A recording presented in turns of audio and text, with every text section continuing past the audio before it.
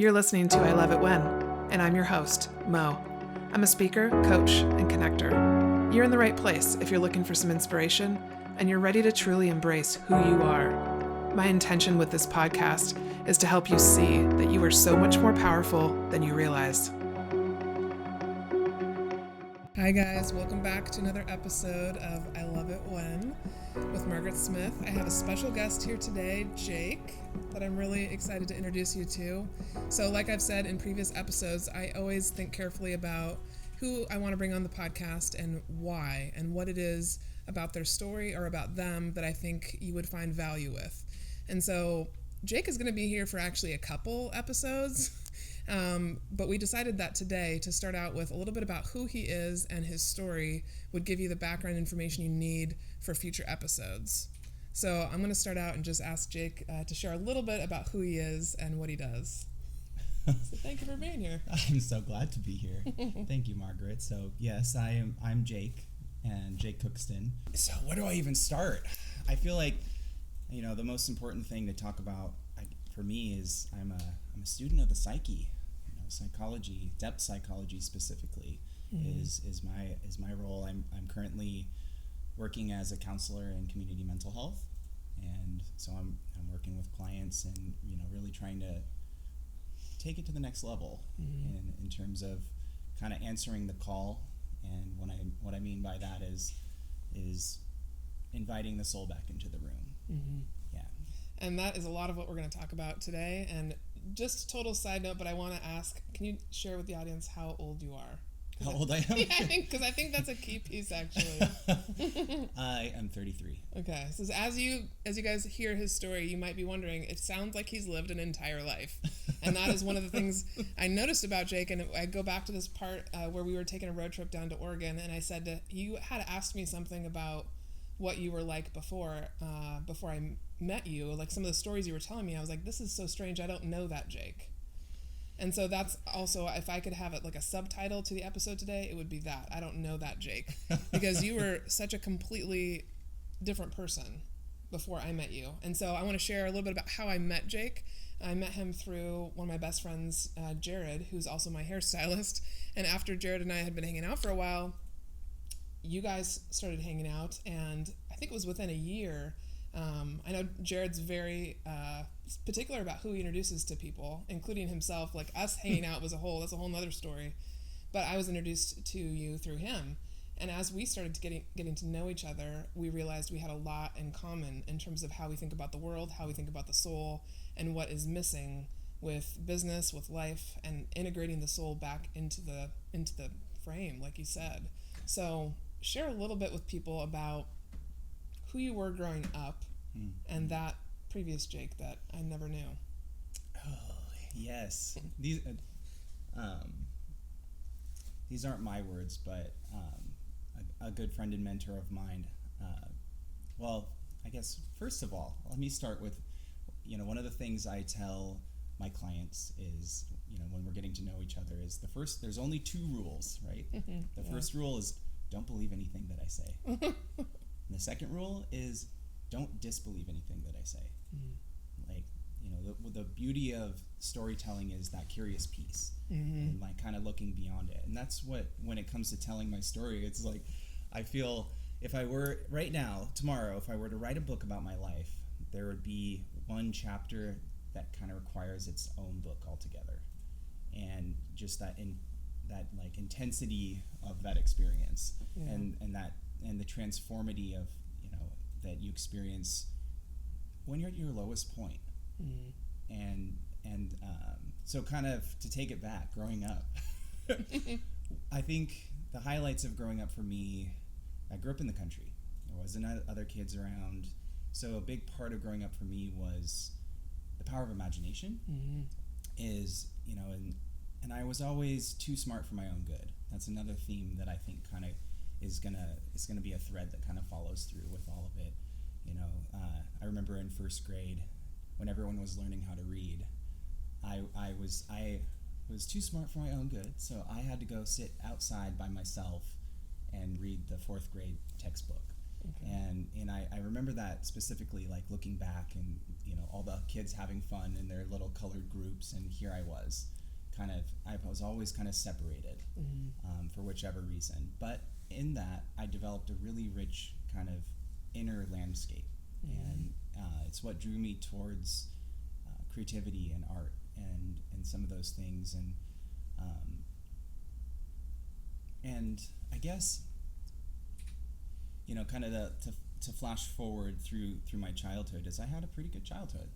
That's another key piece.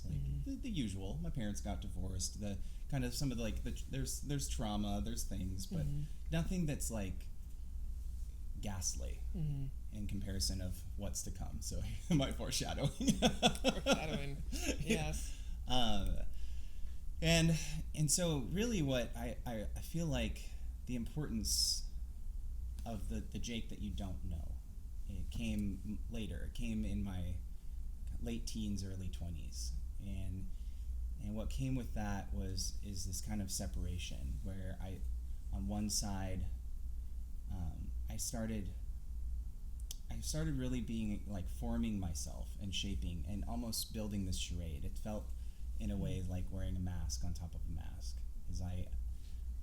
I think one of the pivotal moments that kind of led to the descent, the downward motion towards despair that I experienced for a long time was my first boyfriend ever, right? Called me boring.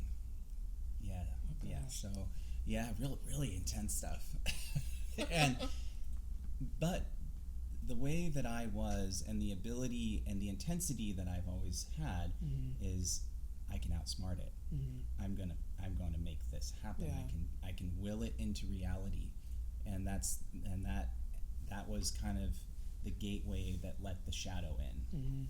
When I laugh also because it's funny, my first boyfriend in college said basically the same thing about me. I'm like, wow, this is some personal reflection happening. But there's something about that comment that it gets you think, well, what? Why does he think that? Yeah. What is it that I'm not doing to fit into what he thinks I should be? Like, it's again that always feeling like you're separated from the group. Like, it's so interesting.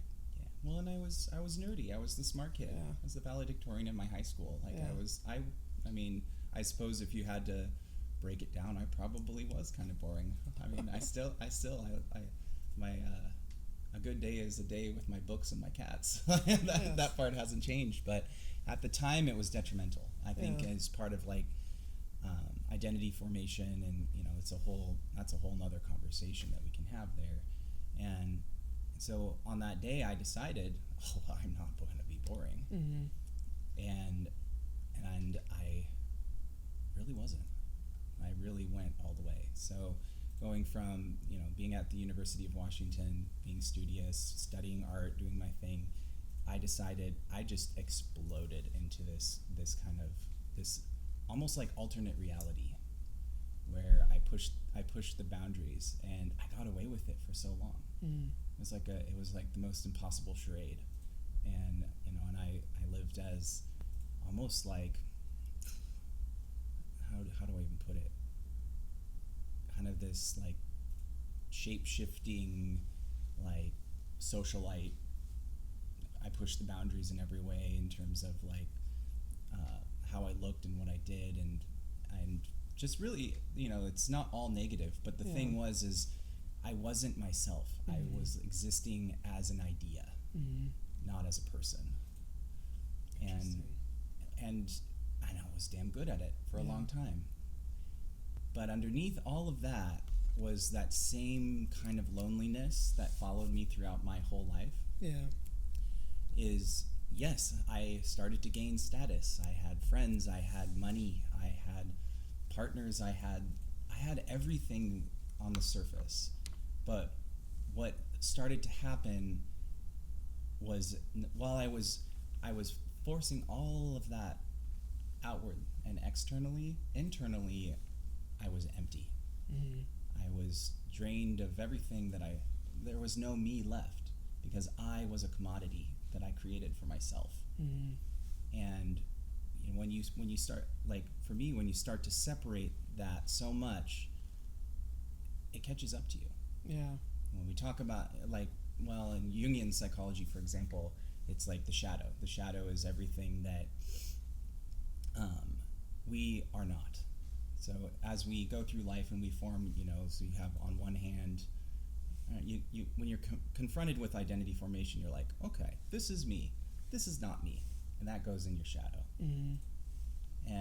But it doesn't go away. It's still part of you. It follows you everywhere. And really, when I look back on that experience, is that it snaps back. It took over. I became consumed by it, and everything that was me was gone because I became not me.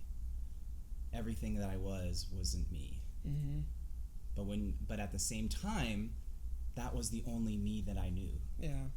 That was me, but it was not me. I love what you said earlier. You became an idea, not a person. And I think I see now that I feel like I've gone through that journey as well, where I don't know if everybody realizes that they're on that journey, like at different points in their life, or maybe their entire life. Maybe they never get to actually be themselves, be that person. But you create what you think everybody else wants. Yes. And and so at what point did you move to New York then? I moved to New York twice. Okay. The first time I moved to New York, I was 23. Okay. Yeah, so that was kind of a height. So I would say is, the intense, the party me, the crazy one, the pretty and the dangerous one. That was the other thing I think I should mention too, is that in that emptiness and that fierce shell that built there was such an intensity of selfishness there too. Self-obsession, where I hated myself completely and I loved myself more than anything in the world. So once again, we have the two things, the paradox swirling around. It's a trap that you can't escape. And part of moving to New York was trying to get away from that, because the inauthenticity of that experience, you begin to break down after a while. And it comes out, as I think it's important to mention, as part of this experience too, is I was drinking a lot, I was using drugs, I was doing all sorts of wild behaviors. I mean, I was inspired by like the debutantes of the 80s and the club kids of the 90s. So it was a dangerous game that I was playing, kind of that burn, I guess, live fast, die young, that whole thing. And so I moved to New York when I was 23, and that was the first lesson of no matter where you go, you're always there, and your problems follow. So So at what point then did you start to remove the idea and become who you are? Oh, well, it got real bad, is the truth. So with New York and following my problems, things just kind of escalated. So when it came down to it, I really started to break down, and that's what I was talking about when, and in hindsight, I can realize what it was. It's really that psych ache, that soul ache. One of the things I think about a lot now is how we focus so much on reality, like the outside, stuff we can touch. And what is easily forgotten is the importance of the psychic reality, the inner reality, that it is just as real as everything else. However, mine was so consumed with it was just so consumed with selfishness and lies that it was like toxic. It was poisonous, and that started really to take over for me. And with that, I began to experience, well, really, it's this intense pressure. It was and what it came out as is, is depression. It came out as psychosis, is all the clinical terms that we can say, but it's really just the fact that I didn't know who I was and I lost all meaning. I had no purpose. I didn't know who I was. I hated myself for it. And it became, and it really was, there was no escape. I was a trap that it was like two trains pressing against each other. There was just so much pressure that my life, I started to lose everything. And what I came to was, well, it's actually funny. It's good because the second time I moved to New York, I moved back. Okay. Yeah. So it's once again running away, reinventing myself over and over and over again, putting on a mask, putting on another mask.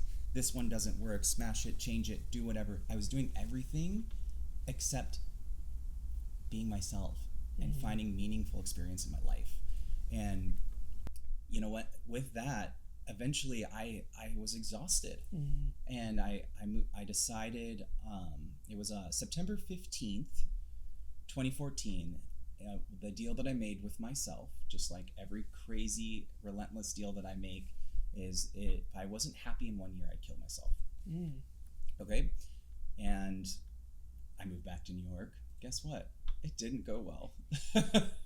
Things just continued to spiral down. Yeah.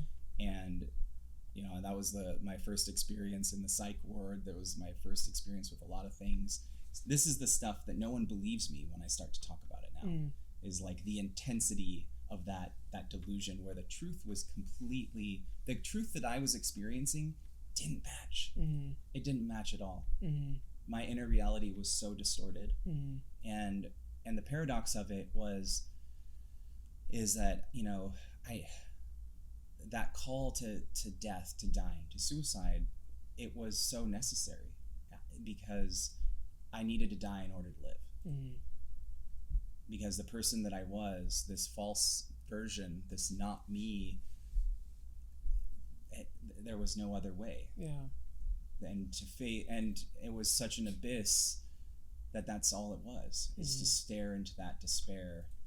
And that brings us kind of to the transformation piece, because that call to death and that call to this kind of dissolution, this dissolving, that's where transformation is the most potent. It's where it happens. And it's interesting that you say that, and I understand what you mean when people, it's like people don't believe how intense it was or how different you were in that space, but I can see it, and I understand from the stories that you've told me how true and real it was, because you are very intense, but in a different direction now. And your intelligence, your brain, it is constantly firing. The discussions and the conversations we've had about the soul, the psyche, the world, where we think it's going, the unseen, shows me that, if it was in the opposite direction, it would be that intense. And I think so when we were talking yesterday on the phone, getting ready for this podcast, you said, is there anything that I can't talk about? And I was like, no, please, I wanted to ask you, is there anything you're not comfortable speaking about?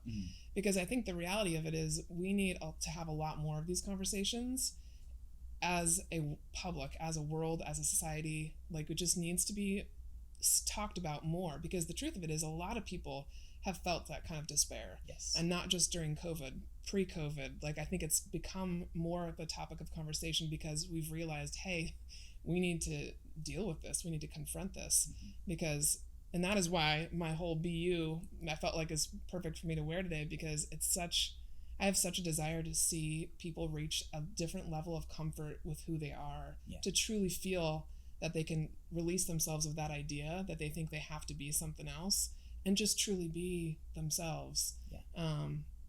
It's something that we should all be able to do. So I just appreciate your willingness to share. Well, and I agree with you so much that the thing, with my mission, kind of my goal now, which, just to jump ahead a little bit, is the path to wholeness, to being you, is well, I feel like, especially now, we're constantly chasing wellness, right? We're constantly trying to rise above, but what we're ignoring is what lies below. And when that's the old alchemical, as below, so below, as above, so below. But the wholeness of the experience is recognizing those darker pieces of us, and and not trying to make it go away or to ignore it. And the path to healing, for lack of a better word, is the unification of those opposites. Is to recognize all the things that follow you in that shadow, all the ugly pieces, and all the things when in our lives over and over again we are faced with the abyss, the darkness, the despair, the hopelessness, the grotesque pieces, because that's the language of the psyche. And the only way to move through that, to kind of unify in that experience, is to speak to it in the language of the psyche itself, which is through creativity and imagination, and it's all paradoxical. You can't outthink this stuff. And that's why, like with my story, I was smart. I had it all. I had all of it. And this is what we run into too with, we're really living in a mental health epidemic. Suicide is also a big part of that epidemic. And what we're constantly doing is we're looking from the outside. No one is looking for the inside. So when someone succeeds in their mission, we're the first thing that people are doing, like, is asking all the wrong questions, looking for answers, but we are only looking from the outside, and that's not where the meaning is. And that's not speaking to those deeper parts of us. The mind can be replaced by a machine, but the human soul can't. And that's the call back towards that. Is that that's fundamentally missing, and the first place we can do it is have conversations. It's taboo. Suicide, death, what am I talking about? I'm crazy. Well, we're all like, that's the deeper parts of us, they don't make sense. It's absurd. It's scary. It's the dream realm, but it's infinite at the same time. And that's always felt more real to me than anything else. And I think that's where when people come to my retreats or have come to my classes or have had lunch with me, even just like one-on-one, there's a part of it that's kind of scary for them. Like they joke about now, like, don't look her in the eye. Don't look her in the eye because she's gonna ask you a question. But the truth is, it's because I go right for it, because I'm like, if I have this opportunity to sit with another human and actually find out something real about you, I'm gonna ask. You don't have to answer. And I also am very careful about, obviously, like we had our conversation yesterday, I don't ever want to forced vulnerability, right? Like something Brene Brown talks about a lot. I'm not a fan of forced vulnerability. I'm not going to make somebody share their story with me if they're not ready for it, or if I can tell that that's where discernment comes in, like having that ability to say, this person's not ready to share that. I'm not going to force them to. Like, it's your choice, absolutely. So there's one other part of this, speaking of that, there's one other part to your story too that I want to address for sure, is when you said you had your first boyfriend, was that in college? Yes. Okay. Yeah. How did that play into liking boys? Like, how did that play into having that idea of yourself? Was that something that you were always comfortable with sharing, or? No, I think with my age and kind of growing up in a conservative place, it's really common for like the LGBTQ plus is you have like a secondary identity formation that comes later. Okay. And I think that was a big part of with me too, is there's kind of this pendulum switch. So I would say it definitely plays into part of it for sure. Is kind of like most people start kind of that trial and error and putting things together through their teens. But for me, it was sure, but then I did it again. And honestly, I would say we go through that kind of cycle of transformation over and over and over again throughout our lives too. But that I would say that's part of it. And then in this, at least in my experience, and I would say it's probably a fairly common one, is I didn't have a lot of role models.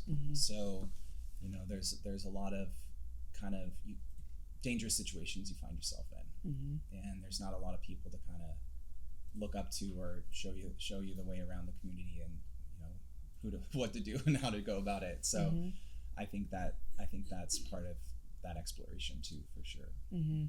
Yeah, it's the other interesting part that I have kind of dancing around in my head is conversations that I have had with men over the years. And I've noticed it's interesting, like guys that I've dated, guys that I've worked with, and just men in general, there is so many repressed feelings and emotions that are just beginning to come out now, but they're not even really sure how to express them, how to talk about them. So there's so much healing to be done with what is expected of a man, what is expected of someone who identifies as a man. And so that's also, I realize, something that I think is like, and I think I feel like my direct mission is to help empower people who identify as women, but it's changing constantly. I feel like I just, because I also see a side effect that when I have conversations with men that there's some sort of sense of freedom that they get from talking with me about the real stuff, about me. If I'm brave enough to ask them a question that they maybe have never been asked before, I see this release happen. Yeah. And it's been really interesting to watch that, because I definitely, growing up with three brothers who were faced with what society thought they should be all the time, but at the same time at home, my mom's talking about feelings. We share feelings. Like we literally have sharing time at the dinner table. I saw that part of them that was like cared for by something that a lot of boys didn't get growing up. And I saw the impact that had, and I see who they are today and their ability to share, to care, to have empathy, to cry when they need to. Not everybody does that. So it's really something, there's a whole nother podcast episode there. Yeah, my quick comment on that would be, well, it does tie into my story, I suppose, a bit. Is when you suppress all those things, you push it down, and you bury it, and you forget about it even, is that it doesn't go away. It's just there, and eventually it's like a rubber band. The more you push it down, it comes back and it'll snap back to you. Yeah. And it can be really confusing and aggressive almost when you're confronted with those things. And starts coming out in ways that make no sense to people who might be around them. Yeah. And that's an example. It's like midlife crisis would be a perfect example of something like that, where all those kind of suppressed things come back, and then you don't know what to do with it, and you're forced to face it. So you're back now. I'm going back to your story when you're back to Seattle after your second trip to New York. And then at what point then would you say you started to become this version of Jake that you are now? Okay. Yes. Well, so I made that pact with myself, right? And the dark part of the story is that I followed through on my deal. And so things got really bad, really dark. I left New York again. I came back home because my family was worried about me, that sort of thing. And when I returned, it was, the thing was all I did was lie. I lied to everyone. I lied to myself. But I can't even say it was lying because it was my truth. And in that truth, when that September date came up, then that's what happened. Is that I attempted to kill myself, and in all the despair and all the things, the miracle of it is that I didn't die. But I would say, I think that's when I started to realize what my call in life was, and part of it was speaking the truth. Is that I needed to die, not a physical death though. Is I needed to die in a metaphorical way. And in all of that, in that existence, that shell, that outwardness, the outside looking in, that's where it manifested. It made perfect sense. It was the logical thing to do. And unfortunately, in the world we live in now, is that we don't have space to understand what that call is, what that descent, that despair, that place, the death that I'm talking about, the metaphorical death, it's about dissolving and kind of entering this threshold into new learning. And I didn't know how to do it because we live in a world of logic and rational, and so it was the most sensible thing to do, and it was the promise that I kept. And what happened with that is when I woke up and I, eventually I returned to life, I'd failed, but in my failure, I was the greatest of success. Mm-hmm.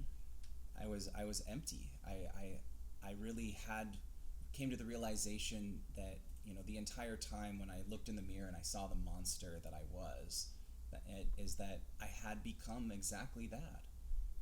And I had nothing left. And that was when, by just complete chance, I ended up working with this therapist who, his name is Frederick Madison, and was the one that kind of introduced me to, getting weird, doing things different, inviting that soul back in, like we're talking about, and breaking through the paradox of my experience. And that's when I really started doing some deep work on myself, and that, it was crazy. The first time I ever sat down in that room, I sat down and there's, he's sitting there, and there's it's kind of a chaotic space. It's not what you expect, like the traditional, the hotel art, the couch and all that. We sat on the floor and we looked at each other. One of the first things he said to me is, I'm going to help you kill yourself, which is not what you expect No. from a therapist. Yeah. And of course, at the time, I'm still working with all the tools of that false self that I had. I was still working with all the tools of the not me, and so I'm just like, what? You're crazy, and we began working down this path of really confronting the paradox within, and not looking at all the clinical pieces, being like, yeah, you're depressed, yeah, that's a thing. But what we were really looking at was deeper. We were looking at the pain in, like, the psyche ache, the pain that you feel in the soul, that disconnect, and realizing and trying to rediscover that authentic peace that I had kept so safe and buried inside that I forgot completely what that was. And that was the beginning. That was when it started to change. That's when I started working towards me, because and we used mythology, we used storytelling, it was all about metaphor. It was absurd. It was weird. The root of the word weird is destiny. And because it's, weird, it's W-Y-R-D. Okay. So like the Weird Sisters from Shakespeare. Yeah. But they're the three witches, but it's the three fates. So the root of the word weird is fate, destiny. And, it's funny that now weird is considered a bad thing. So it's just another example how we're afraid of, of really, really leaning into that. Yeah. And following, letting the path unfold. Yeah. So my work with Rick was completely transformative. And it was really that point where at the lowest point you have the greatest potential for change. And with me, I was nothing. I really, that fear that I had, the fear and that, in that crushing nothingness that I was trying to escape, even by trying to kill myself, I was trying to escape. I really was that. And how do you move through it? The path through the dark forest. That's where we went. I hadn't thought about it that way before, about how, like, a part of yourself has to die in order to discover, but it's real. And I think I've heard it talked about or phrased in different ways,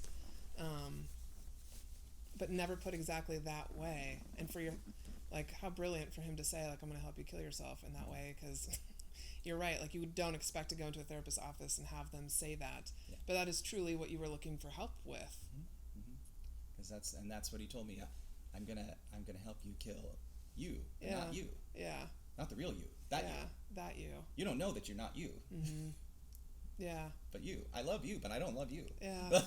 Yeah. Well, and I can see how, like, a lot of people feel that. A lot of people, but they can't name it. They can't express what that feeling is. But I think of it also like when you're truly in alignment with what your soul wants. So, like, we talk about bringing the soul back into it. when Enmei was here for the first episode, we talked about bringing soul back into the business, back into the business world, and that's totally something I absolutely do. I can see that now, because when you find who you truly are, and what you want to do, what you want to be a part of, you glow, like you just activate, and there's nothing like it. And once you feel that, you can't go back to any other version. Like this feels more, I feel more alive now than I ever have before. Mm-hmm. So I realized that old version of Margaret, which you kind of have to grieve too, that you had to, that had to die, that had to go away. There's a part of that version of me that other people absolutely loved. I mean, and I would too, because that version was super mellow. I mean, I'm mellow already, but people pleasing, would always do whatever she could to make other people feel their best. Yeah, that person was great for other people. But for me, it was soul crushing. Yeah. Absolutely soul crushing. And not because I didn't like seeing other people happy. I love it when other people are happy. But if I'm not happy and not in alignment, what's the point? Yeah. Like, it doesn't make any sense. So I love that he put it that way. Well, and that's the hardest part is, as I talk about pretty intense things, and it's really important, like we mentioned earlier, to have these conversations, but it's not all bad. No, it's not. No, it's actually amazing. That's the paradox of yeah. this experience. Mm-hmm. This death that I'm talking about it's nourishment. Mm-hmm. It's the decay which new life grows out of. Mm-hmm. And not only that, you get to keep all of that, and you get to be a compassionate self-observer of the darkest parts of who you are. Mm-hmm. And it's not all bad. It's not, because you're exactly right. Like, I have lots of good memories. Mm-hmm. Yeah. This is it's like why I tell you all the stories, because the absurdity of it all. But at the same time, I also get, it really didn't lead me down a very good path. Mm-hmm. It was the path of destruction. Yeah. And but I get to have that and hold it, and I can look back, and for a long time it felt like I had the memories of a ghost, because like the things that I would say and do, like, that's just not who I am. I don't. I can't even.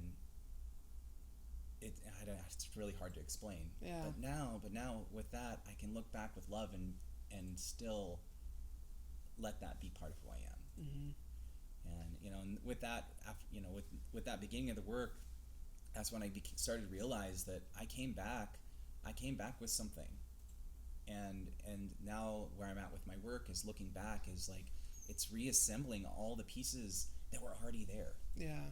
It's in a way, we're always seeking answers, but I really truly believe that we already have the answers we seek. Mm-hmm. We just have to ask the right question. Mm-hmm. And that's coming back to curiosity, like you said at the beginning. That's one of my absolute values, is you come at everything with curiosity, because you never know what you'll walk away with. And that's, I think, the basis for so much learning. And also, not just learning, but it's how we interacting with the world that way, interacting with other people that way. You leave assumption aside, you leave judgment aside. There's no reason for those. Like, it's just a whole different way of approaching. Yeah. Yeah. So, it's like, in hindsight, that's really what's brought me down this path now, is that experience and that connection that I have. But I'm also reassembling all the things where I get to do something that is creative, that's artistic. It's a riddle, and also it allows me to connect with others, to connect with the world, and as I'm kind of that voracious eater of knowledge, so it's all very nebulous, and I get to pull all these ideas together and synthesize them into something new. When we talk about the descent, and the metaphorical death experience, that's been around forever. Mm-hmm. There are so many myths and stories, and from every culture, it is so vitally important. Even in the Christian myth, it's there. Mm-hmm. Is death and resurrection. It is fundamental to who we are, and that's the soul piece. Because in those stories, if you think about it in a way, the mythology of the past was psychology. Mm-hmm. If we think of psychology not as a science, but as, psyche, the study of the soul, then it's different. And and so in a way, when I look back at this experience, it's all part of my own myth. Is we're all following our own story. We're all part of it. This myth is evolving, and the descent and transformation is fundamental, and we all experience it whether we realize it or not. Mm-hmm. And unfortunately, the more disconnected we are is what leads down the path to death and suicide in a literal, organic way. And if we are able, like you said, to have those conversations, to release some of those and really communicate with those deeper parts of us, with the psyche, is that we move away, we find the meaning that lies behind the literal. Yeah. Talk a little bit more about how you push the boundaries, because that was a part of our conversation yesterday where you were saying, like, I mean, and that's the purpose of my podcast too, is to bring up the conversations, give people a safe place to learn something new, and then maybe take what we talk about and go talk about it with their own family and friends. And so when you talk about pushing the boundaries, I love that. But where does your passion lie? In which aspect of the boundary? Like, what does boundary mean to you? Well, you mean in like the field? Yeah, so, and in your life. In my life. Mm-hmm. I mean, I've always been pushing the boundaries. Mm-hmm. and that's part of that kind of is that energy. It's the energy. It's like, I like to always think of use a metaphor. It's a science metaphor. Is that energy can't be created or destroyed, only changed. Mm-hmm. So all the relentlessness that caused me so much disruption has been refocused in a different way, and I'm still a rebel. I'm still willing to put myself out there and say things that people need to hear, but they don't necessarily want to. Mm-hmm. You can get a little pushback. So the mission for me is revisioning what therapy looks like, revisioning what psychology looks like, because what we've moved the last 100 years, we in the Western paradigm, we're consumed with the medical model, and we're consumed with prolonging life. We're consumed with this linearity and this physical, that objective piece, that we don't realize that there is an objective piece to what's behind. The opposite is the psychic reality. So our inner experience is just as fundamental. So when we talk about mental illness, diagnoses, for example, like all of those things, they're useful tools, but we're not really looking for the meaning that lies behind it. And so where I'm pushing boundaries is the other side of this is not new. This is not new thought. Yeah. This is philosophy. In a weird way, I guess. What psychology is funny, because in order to be taken seriously, it has to fit into this model. But the other side of it, and being that the student of the psyche, is that it's philosophical, it's mythological, it's creative, it's there's a whole humanity side of it that is constantly suppressed. And so it's really about bringing that back in. As we live now in a time where you need to see it to believe it, you need to measure it. And there's so much to just being human that you can't measure. Yes. You can't do it. Yeah, this is the part, I love that you say that, because this is the part where, I felt like I must be crazy. And I'm sure there's points in your life, it sounds like, from what you've said, of course, where you felt like I might be crazy. I was 100% crazy. I think I'm still crazy now, is the truth. Well, good crazy. But I remember sitting in so many business meetings with real estate agents in the time that I was in, specifically the real estate industry, but before that, at the museum, the school district, where I would say things like, but this is how I feel. And they were like, do feelings really count? I mean, feelings aren't logical. Feelings aren't black and white. Feelings don't give us the strategic plan to get to the...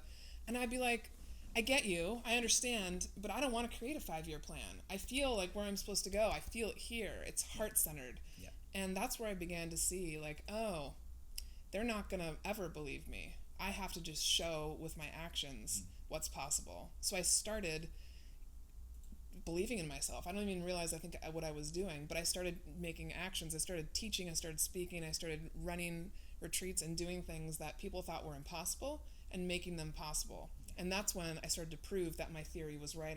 I'm realizing this, that bringing the soul back into business, bringing the soul back to the table, is showing that it's actually way more magical, way more possible, and actually easier. It's actually much easier to move this way. I don't like developing strategic plans. I don't know why I'm focused on this, but it's like I don't like financials. I don't enjoy that really black and white, like super structured. There's a part of me that's very structured and very organized and very detailed, but I don't do everything according to a formula. Yeah. The formula is in here, and it doesn't make any logical sense. That intuitive piece. Yeah. And it's interesting. So like to go run parallel with you is in the realm of mental illness. When we focus so hard on trying to find out what's wrong, we're looking in all the wrong places. Yeah. And following that intuition, is that things tend to fall into place. Mm-hmm. And following that intuition too is even when the road bumps come, you're able to work through them and overcome them. Mm-hmm. And if you're so set on the fixed path, that's the path to death. Yeah. It's as clear as that. Because then you hit that wall, and what you don't realize is that it's just a segment. All you can see is the solidness that you can't pass through, and all you need to do is look over here, and you can just walk right around. Mm-hmm. And it's not going to be necessarily what you planned. Yeah. But here we are. Yeah. What are you going to do? Yeah. Going to be you. That's what you're going to do. Hell yes. Hell yes. All right. Well, I know we have only touched the edge of what we're going to cover in coming episodes, but I want to end with 2 questions. Okay. One being, if you could say something to that younger version of Jake right now, what would that be? Because I do believe that time is not linear, so in some ways that version of you still exists somewhere. And if you could say something to him, what would it be? Which is a big question, I know. I've thought about it a lot, and I feel like it changes from time to time. And I think now, the part that's funny is that no matter what I say, the old me would not hear it. Okay. Yeah. And that was that mask, that shell, that impossible, incredible fallacy, that nothing would have been all rejected. So I think the best thing is what I would do now is I would quote Jung, and I'd quote Carl or C.G. Jung and say, the only cure for suffering is more suffering. And then old me would probably be like, F you, old man. And then I would just laugh and leave. Okay, yeah, I can picture it right now. Okay, and then what is your current I love it when? Oh, well, now that my career is getting started, and I'm really, I'm doing some of these things that we're talking about with clients, and sitting down and normalizing and inviting in this creative force and really speaking to the deep meaning, that soulful, speaking to that pain in the soul and that sort of thing. And an example, I guess, I'm going on a very long tangent here, so I should probably keep it short. I work with a lot of schizophrenic clients, and they're constantly fighting with their experience, but no one's validating their experience for what it is as part of their reality and their truth. And so some of this paradoxical talk, this things that I'm talking, that I come at them with being weird, being absurd, laughing at it, and inviting it in and normalizing what this is to see what lies behind this kind of unveiling. And so I guess I love it when my clients come back and they sit down and they tell me, you said this, and this is what really helped, or this really helped, this really changed me. So it's coming back. So I love it when my clients come back and they're quoting some of this crazy talk that I'm doing, and how much it's actually helping them. Because it's speaking to that soul piece, that deep piece. So it's really meaningful to me. Well, thank you for sharing your story with us, and I am so grateful that this Jake is here. So I'm grateful to the former Jake, so grateful that you're here and that you're here to do this work too, because I feel like we are right alongside each other. with the same mission that's based out of love and soul-fueled work. So, thank you. A wise man once told me, Jacob, you need to get out there, you need to F up the world. You need to F it up with love. F it up with love. Yes.